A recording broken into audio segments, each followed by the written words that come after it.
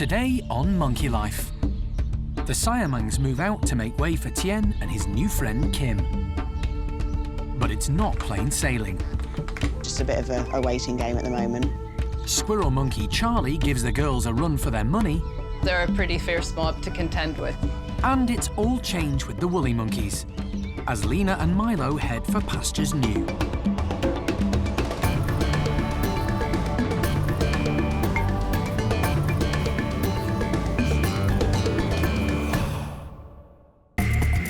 Monkey World in Dorset, set deep in the English countryside, is the largest sanctuary of its kind on the planet. The team, led by Dr. Alison Cronin, rescues and rehabilitates abused and unwanted primates from all over the world. The animals aren't being kept appropriately, so they need to go. The park provides a home for more than 240 monkeys and apes. Its aim is to give them as happy and natural a life as possible.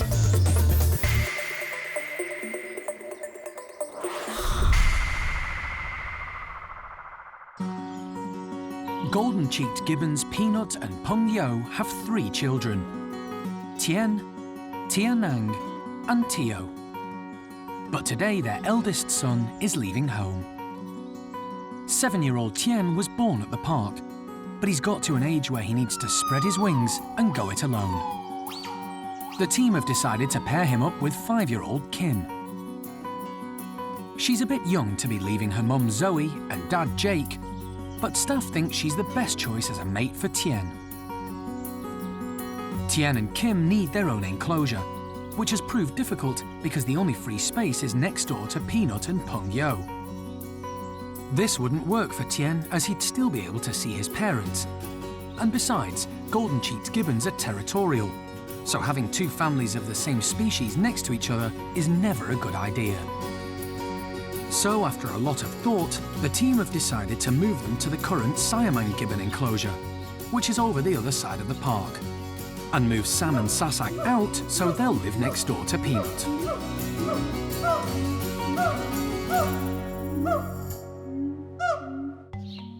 The team want the move to be carried out as quickly as possible to avoid any unnecessary stress to the gibbons.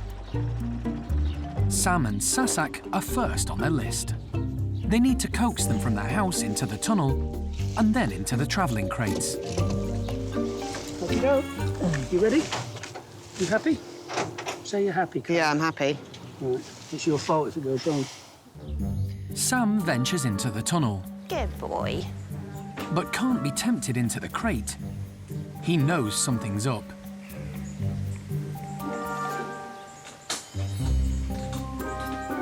It could just be that he's not used to going in a crate, but he's definitely not keen. It's a stalemate at this stage, isn't it? It's not just Sam who's proving tricky. At the other end of the park, Tien is being equally elusive. Hi, Tien. As they're swapping enclosures, the moves have to be carried out simultaneously. Tien has been tempted into the tunnel with a treat, but will he fall for the trick a second time? Tien.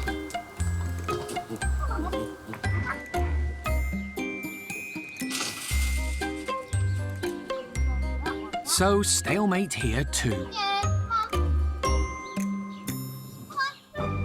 Back at the Siamang house, Sam is still refusing to play ball. Just a bit of a waiting game. I mean, obviously he's apprehensive. He has done this before, you know. We have moved the Siamangs in this way before, so, you know, he knows what's happening, and obviously there's no way of letting him know that he's going to a fabulous new enclosure, and he's quite happy here. So he's obviously wondering a bit what's going on. Still confident that we're going to get there, but yeah, just a bit of a waiting game at the moment. Jeremy decides to take matters into his own hands and goes around the other side of the tunnel. Just come in here. Come on, buddy. Reluctantly, Sam moves forward. You got him? Does it keep going, Kate? Oh, well done. Well done, Kate. 10 points. He's in.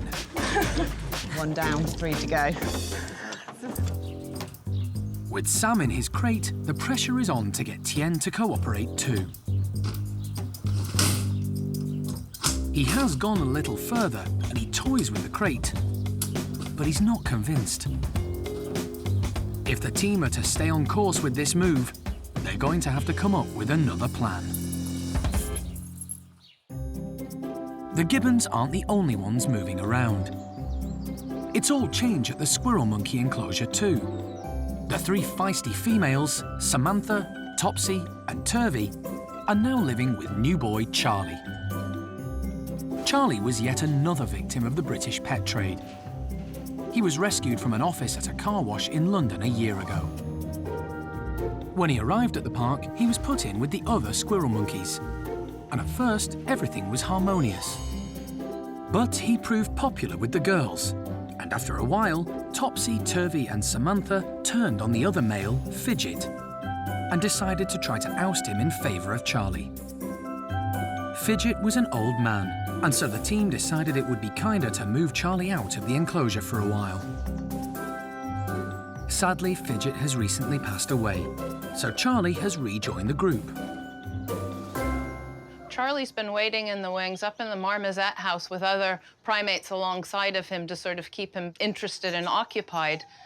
And now with Fidget passing, it means a new lease on life for Charlie, who we've brought down to the house, and he's gone in with the ladies, and the ladies are happy out catching insects.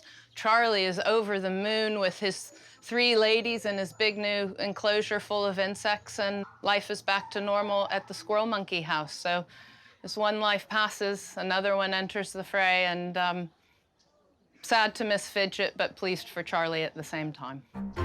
Because Charlie is so much younger than the girls, the enclosure has had to be reinforced to cope with his boundless energy. There is quite an age difference in this group of squirrel monkeys now. All of the ladies are older. They're in their early 20s and quite set in their ways. And Charlie is just a young teenage lad. He's probably only about 2.5 to 3 years old now. And he's just full of life, bouncy, leaping into everything, having an opinion about everything.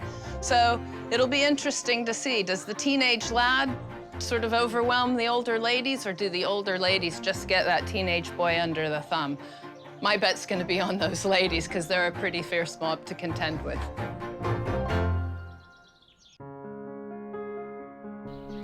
The park's newest resident is having a special visitor today.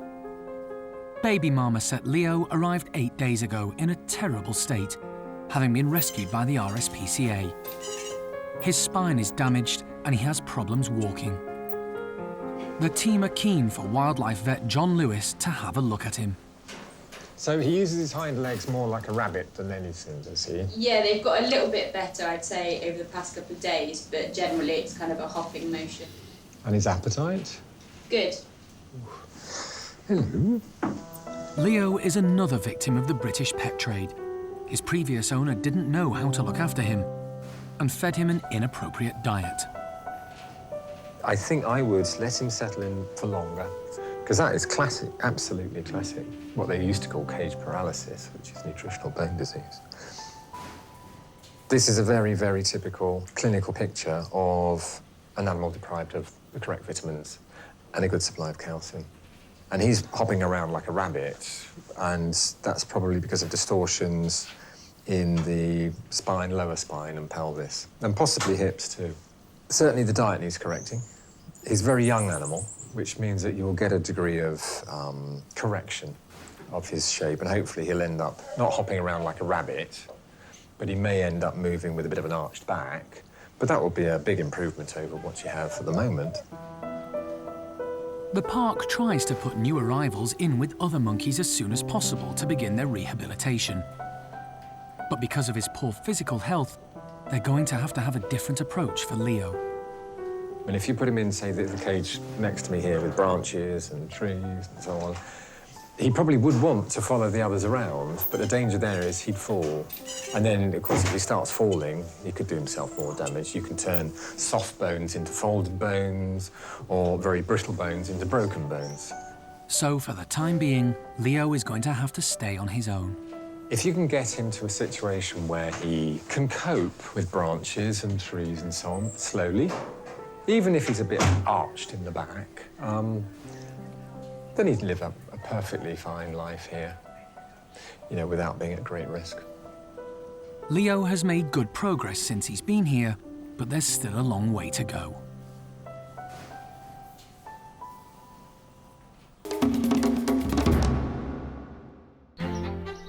After the standoff at the siamang enclosure, Sam is finally safely in his carrying crate.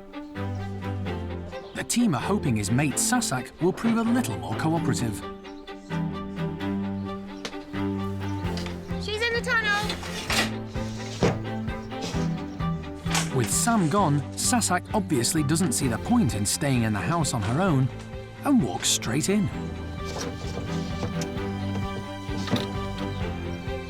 Blankets are put over their cages to help keep them calm during the short journey. So one part of the move is going well. But at Peanut's enclosure, it's a different story. The team are still trying to lure Tien into his crate. Sam and Sasak have arrived next door, but they can't be let out until Tien has been boxed up.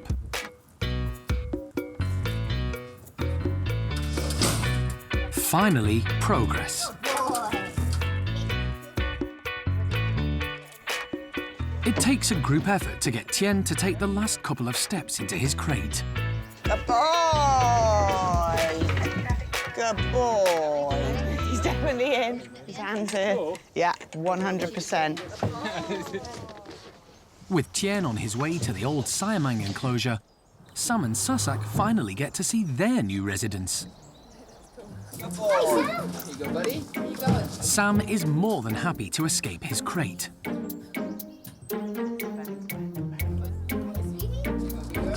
But Sasak, who is normally the brave one, has suddenly been hit by nerves.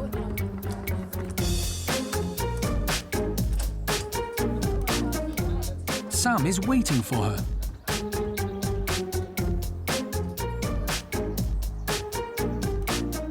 She tentatively makes her way inside.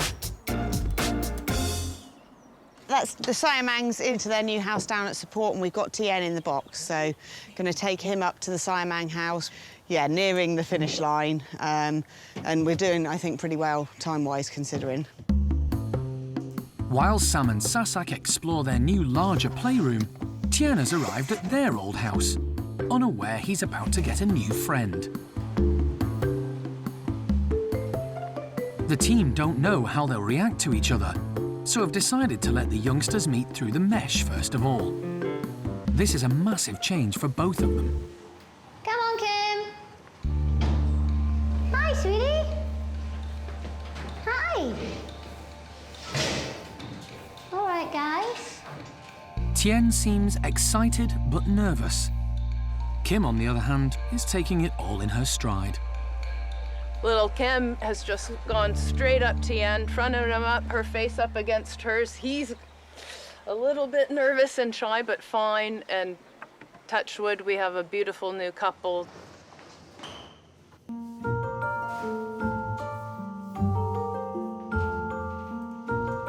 Tien doesn't know what to make of Kim.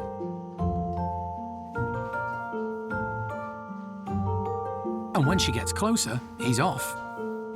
But unperturbed, Kim perseveres. Tien blanks her again. It's all a bit much for him. Maybe he's not as ready for romance as he thought he was. He makes a break for it, but Kim is hot on his heels. He just can't get away from her. However, Kim's boldness bodes well for the future. It's just fantastic. The introductions have gone better than we could have even hoped for, and I'm hopeful that this pair will sort of settle down in the next couple of days, and then we can consider letting them out into the trees, which will be a big step, especially for little Kim, because she's never been out in the trees yet. All the primates at the park are at their happiest when they're outside. None more so than Rodders, but today he's getting on everyone's nerves. Over the last few weeks, Sally's chimp house has been rebuilt as it was in need of a serious overhaul. While the finishing touches are being made, the chimps are outside. Sally and Ash are quite happy with their own company. But Rodders is looking for a playmate, and that always spells trouble. Brian is too busy to play silly games with Rodders. He's a growing lad and decides his time would be better spent practicing his displays.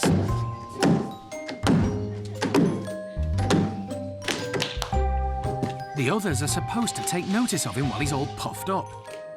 But Lulu and Ash seem unimpressed. So he tries again.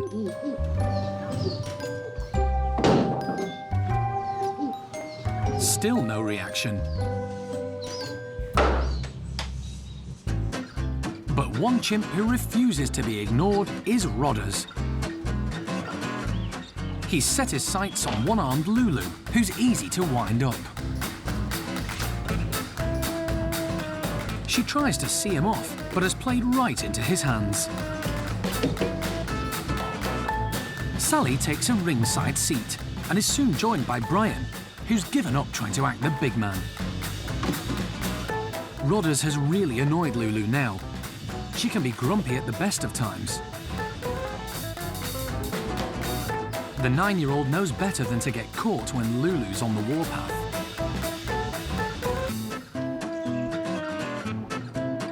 The little chimp continues to goad Lulu. He just doesn't know when to stop.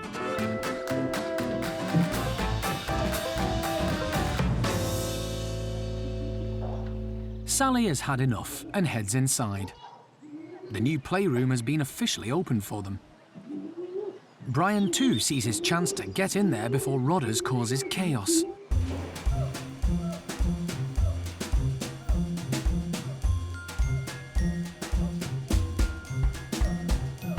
Brian just can't resist trying one of his displays again. Well, they do say practice makes perfect. Rodders has realised there could be more fun inside, but is apprehensive when he sees the new room. For once, he's speechless.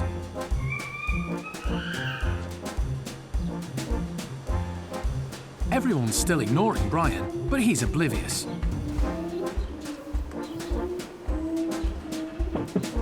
In all the chaos, no one's realised that Lulu is missing.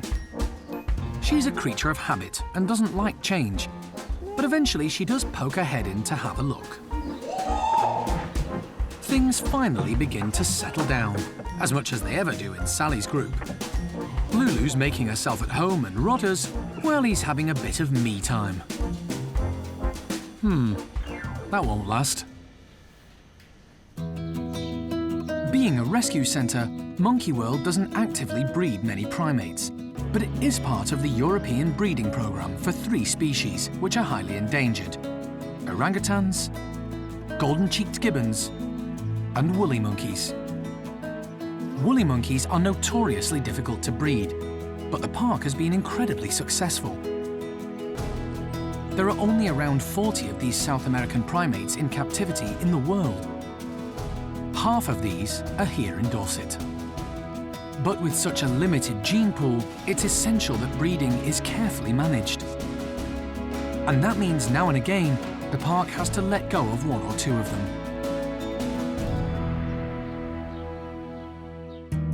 Today, Oaska is going to have to say goodbye to his son Milo and Milo's mum Lena. They're off to a zoo in Holland. 9-year-old Lena was born at Monkey World and has proved to be a great mum.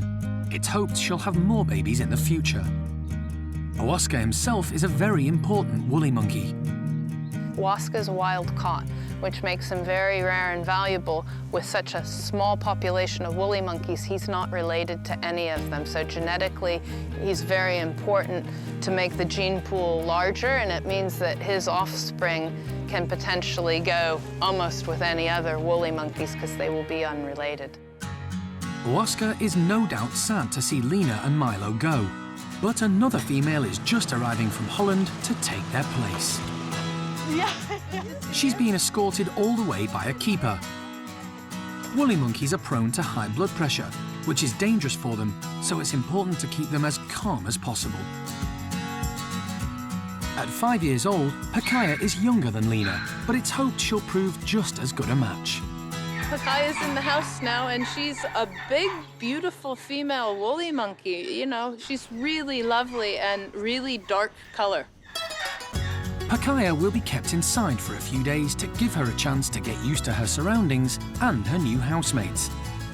As well as Oaska, she's got females Zingu and Guapa to contend with. Although she's in a separate bedroom for now, she can see the others.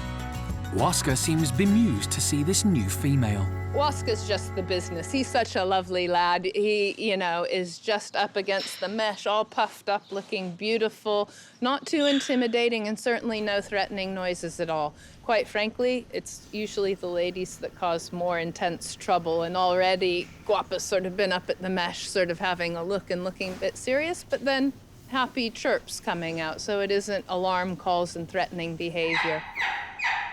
Pacaja's a big girl, so I don't think that Guapa's gonna want to mess with her. I think it'll be okay, but I suspect if anybody's gonna be a problem, it'll be Guapa. Once Pacaja has got the lay of the land, the introductions will begin. But only time will tell if she and Oaska will hit it off.